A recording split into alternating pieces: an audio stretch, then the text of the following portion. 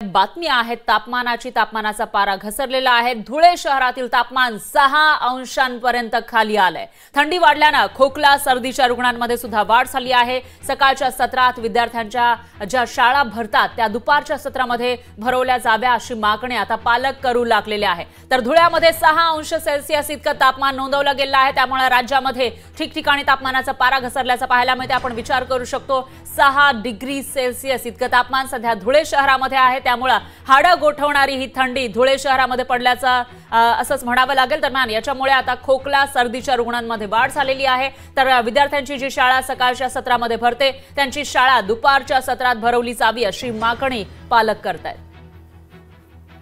आणि या विषयाची माहितीसाठी आपले प्रतिनिधी विशाल ठाकूर हे थेट आपल्या सोबत जोडले गेलेले आहेत। विशाल, काय सांगाल? धुळे शहराचा पारा 6 अंशांपर्यंत खाली आल्याचं या ठिकाणी समोर येत आहे। सध्या कसं चित्र आहे, कशा पद्धतीची थंडी इथं पडतीये? फरा निश्चितच पाहायला गेलं तर यावर्षी तापमान जे आहे या डिसेंबरच्या या तारखांमध्ये 1 ते 2 डिसेंबर मध्ये पाहायला गेलं तर 6 अंश सेल्सिअस इतकं तापमानाची नोंद करण्यात आली। त्या अनुषंगाने मागच्या वर्षी 1 व 2 डिसेंबरला साधारण 7 ते 8 डिग्री अंश सेल्सिअस एवढं तापमान होतं। थंडीत प्रचंड वाढ झालेली आहे।